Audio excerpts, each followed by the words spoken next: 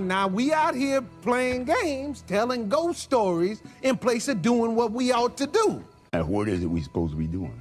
Being kind to one another and being polite. Now we is one people, and we shouldn't go in barging into other folks' places uninvited, so... We've been in and out of here all day. Ain't never need an invite then. Yeah, something ain't adding up. Stack was my ride up here. I'm supposed to walk back? Ain't my problem. Well, it be your own people. Can I at least get my money? Careful.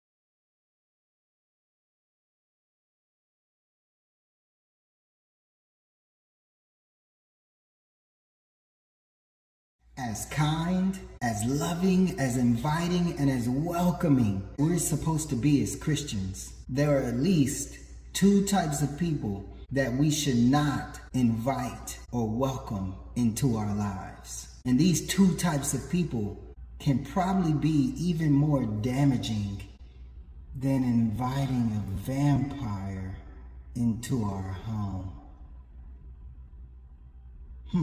I'm not talking about people who are different, or I'm not talking about people difficult to deal with. But there's gotta be some people who are dangerous and who might damage ourselves and our homes and our relationships with God, also our relationships with one another, right?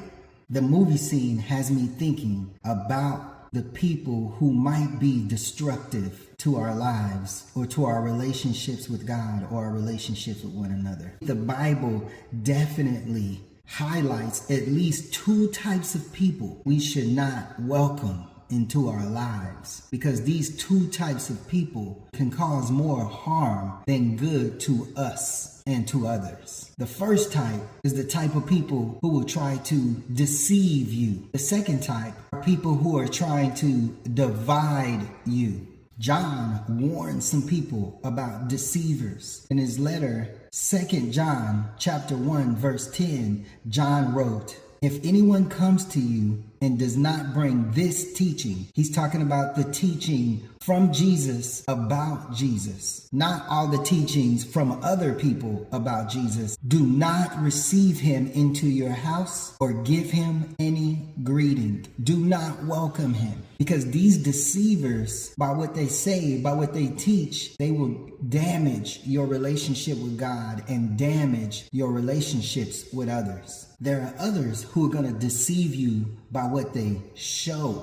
Moses warned people in Deuteronomy chapter 13 verses 1 through 3. "If a prophet or dreamer of dreams arises among you and gives you a sign or a wonder, and the sign or wonder that he tells you comes to pass, and if he says, 'Let us go after other gods, which you have not known, and let us serve them,' you shall not listen to the words of that prophet or that dreamer of dreams. For the Lord your God is testing you to know whether you love the Lord your God with all your heart and with all your soul." People can deceive you by both what they say and what they show.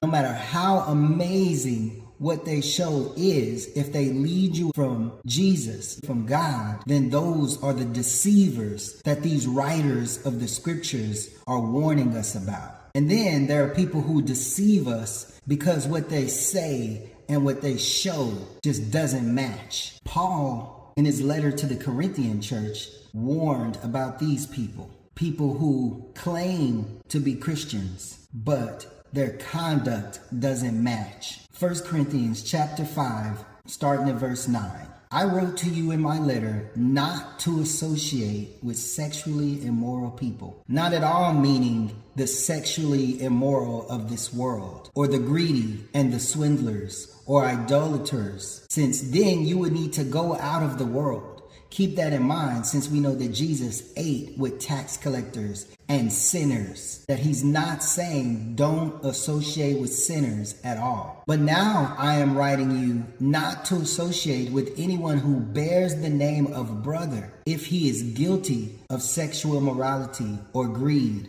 or is an idolater, a reviler, a drunkard, or swindler, not even to eat with such a one. He's talking about not inviting or being welcoming to people who say one thing but show something else. If you welcome people who deceive you by what they say, by what they show, or when what they say and what they show doesn't match, it could be destructive to your relationship with God and destructive to your relationships with one another. Now let's talk about people who will try to divide you. Paul also warned the Christians in Rome about people who will try to divide you.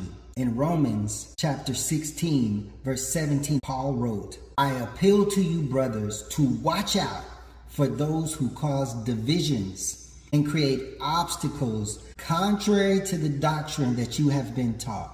Avoid them. People will try to divide you, divide your family, divide your marriage, divide your church, divide your team, divide your work group. Avoid them. They will be destructive to your relationships with God and your relationships with one another, which are important to God. People who deceive you, people who divide you, will destroy you if you let them, if you invite them to do so. Don't welcome them.